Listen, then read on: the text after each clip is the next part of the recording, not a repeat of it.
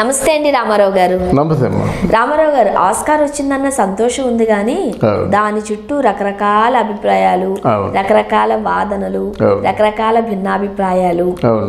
Oscar ని అంతగా enjoy చేసే మూడ్ కూడా ఉండట్లేదు ఇవన్నీ వినడం వల్ల. అండ్ రాజమౌళి గారు చాలా పెద్ద తప్పు చేశారు. ఓన్లీ రామ్ చరణ్ నే హైలైట్ చేశారు. జూనియర్ ఎన్టీఆర్ గురించి పెద్దగా మాట్లాడలేదు. అండ్ దానయ్యను కూడా పట్టించుకోలేదు. సో దీని వల్ల రాజమౌళి గారు జూనియర్ ఎన్టీఆర్ కి అలానే దానయ్య గారికి దూరం అయ్యారా, అవుతారా అనే అభిప్రాయం కూడా వస్తుంది. దూరం అవడం అంటే వాళ్ళు అనుకున్నది కాదు, ప్రజలు అనుకుంటున్నారు అన్నమాట. ప్రజలు అనుకుంటున్నారు అంటే అశేషాంతర కోటి ఏంటి అనుకుంటున్నారంటే, మరి కష్టపడ్డాడు తారక్ కూడా కష్టపడ్డాడు కదా, మరి తారక్ని హైలైట్ చేయలేదు. అంతసేపు రామ్ చరణ్నే హైలైట్ చేస్తున్నాడు. సినిమాలో హైలైట్ చేశాడు, ఏదో క్షమించారు. ఆ పబ్లిసిటీలో హైలైట్ చేశారు, ఏదో క్షమించారు. ప్రాపగండా చేయడంలో హైలైట్ చేశారు, క్షమించారు. ఇప్పుడు కూడా తారక్ ఏదో అవార్డు వచ్చేస్తున్నటువంటి భ్రమ కల్పించారు, అది పోయింది.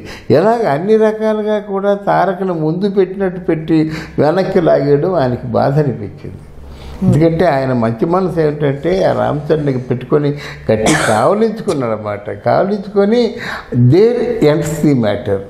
ఆ కావలించుకొని అక్కడి నుంచి వదిలేశారన్నమాట. దీనికోసం మనం ఎంత కష్టపడ్డాం, దీనికోసం ఇన్ని వేయి ప్రయాసాలు కోర్చుకున్నామని చెప్పేసి ఆయన ఇంకా అవార్డుల మీద దృష్టి లేదు.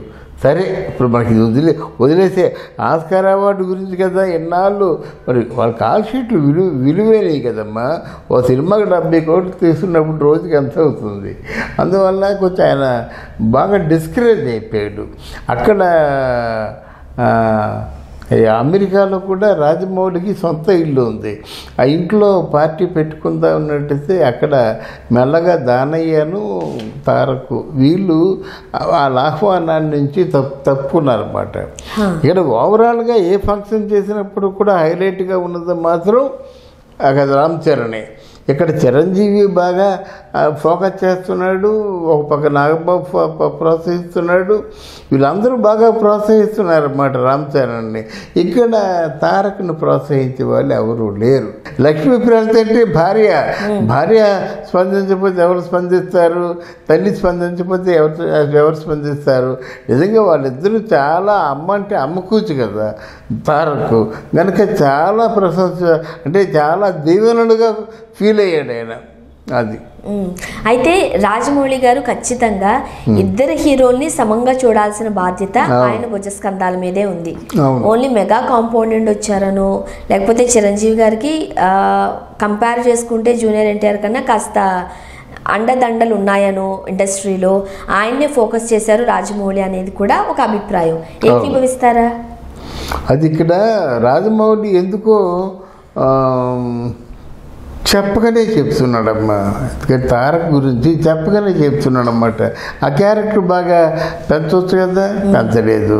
క్యారెక్టర్ ఏంటంటే ఆ సాంగ్ లేకపోతే ఆ సినిమాలో ఆ క్యారెక్టర్ ఏమిటి? సాంగ్ కొమరం భీముడు, ఆ సాంగ్ లేకపోతే సినిమాలో తారక్ క్యారెక్టర్ ఏమిటి? అందువల్ల ఇలా ఇవన్నీ కూడా చెప్పగానే చెప్తున్నమాట.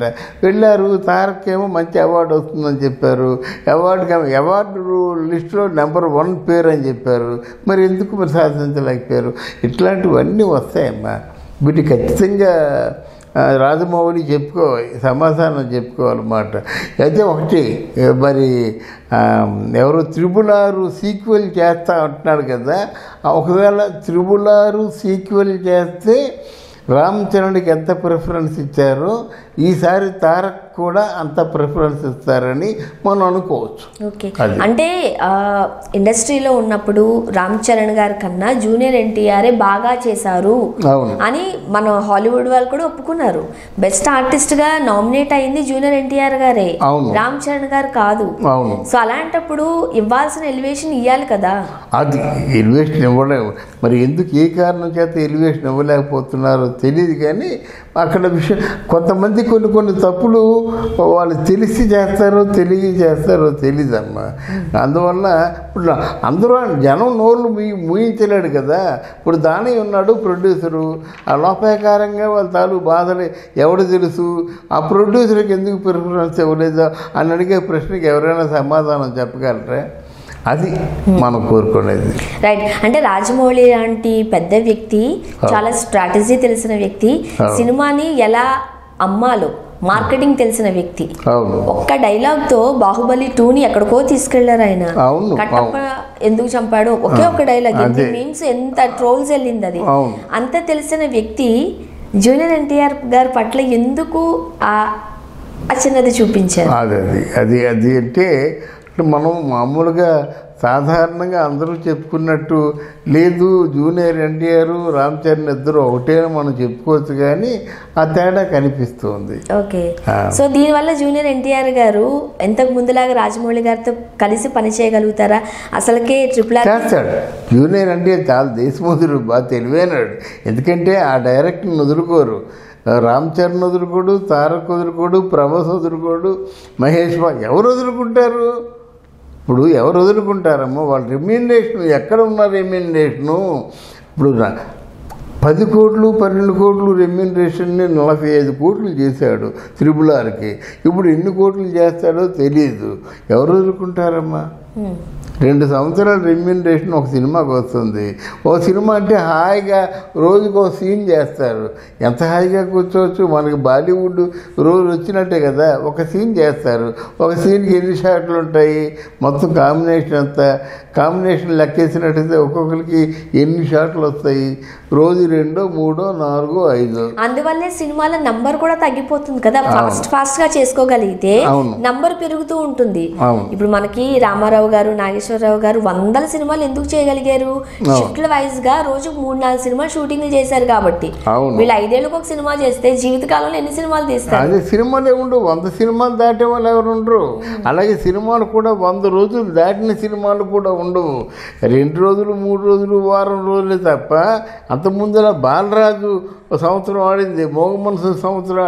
ఇప్పుడు సంవత్సరాలు ఏం ఆడవు. ఒక వారం రోజులు ఆడిందంటే గొప్ప. వారం ఇప్పుడు కేజీఎఫ్ ఉంది, 4 వారాలు ఆడింది. అయితే 4 వారాలే పెద్ద సూపర్ హిట్, బంపర్ హిట్. ఇండస్ట్రీకి మంచి రోజులు రావు. 100 రోజులు ఆడిన సినిమా ఎంత కలెక్ట్ చేసిందో వారం రోజులు ఆడిన సినిమా అంతకన్నా ఎక్కువ కలెక్ట్ చేసేస్తుంది అంటూ లెక్కలు చూపిస్తున్నారు. కరెక్టే అంటారా మీరు? దాంతో మీరు ఏకీభవిస్తారా? ఏకీభవిస్తారమ్మా. అంటే నెంబర్ ఆఫ్ థియేటర్స్ ఎక్కువ కదా, టికెట్ రేట్ ఎక్కువ కదా. అందువల్ల వాళ్ళు మొత్తం ఒక ఫస్ట్ 1, 2, 3, 4 వీక్స్లో మొత్తం వచ్చేస్తుంది అన్నమాట. వచ్చేస్తుంది. సో మళ్ళీ మీరు పూర్వవైభవం రావాలి అంటారు? పూర్వవైభవం రాదమ్మా. అంటే ఇందాక మీరు చెప్పింది చాలా మంచి ప్లాన్ వేశారు, మంచి పాయింట్ చెప్పారు. ఒక సినిమా పట్టుకుని 5 సంవత్సరాలు పీక్కున్నట్టయితే పూర్వవైభవం ఏముంది? ఆ సినిమాలో పనిచేశారు వాళ్ళే కదా. అదే ఆ సినిమా బదులుగా 10 సినిమాలు అయితే 10 టెక్నీషియన్స్, 100 మంది టెక్నీషియన్స్ 5 ఏళ్ళు పనిచేసే బదులు ఇక్కడ 10 అంటే 1000 మంది టెక్నీషియన్స్, ఒక 3 మాసాలు 4 మాసాలు 5 మాసాలు అలాగా 6 మాసాలకు 1000 మంది మారిపోతుంటే అన్నం తింటారు కదా. అది వైభవం. అందరికీ అన్నం దొరికితే అది వైభవం. కానీ ఉన్న 100 మంది హ్యాపీగా 5 సంవత్సరాలు ఉంటే అది వైభవం ఎలాగొద్ది? వాళ్ళు మాత్రం బాగుంటారు. సో దీనివల్ల అయితే రాజమౌళి గారికి ఇటు దానయ్య గారు కానీ లేకపోతే జూనియర్ ఎన్టీఆర్ గారు అయితే దూరం అయ్యే ఛాన్సెస్ లేవు అంటారు? దూరం అవరు. తెలివైన వాళ్ళు కదా వాళ్ళు. చూసుకో, వాళ్ళు డబ్బులు మార్కెటింగ్ పెంచుకుంటారు కదమ్మా. ఈరోజు ఎక్కడ వాళ్ళ తాతగారు మొత్తం 300 సినిమాలో యాక్ట్ చేస్తే ఎంత సంపాదించాడో అంత సంపాదించాడు 30 సినిమాలకి. ఆ 0 పక్కన లేకపోయినా అంత ఎవరు సంపాదిస్తారు? అది. Thank you so much. Thank you అమ్మా. Thank you very much.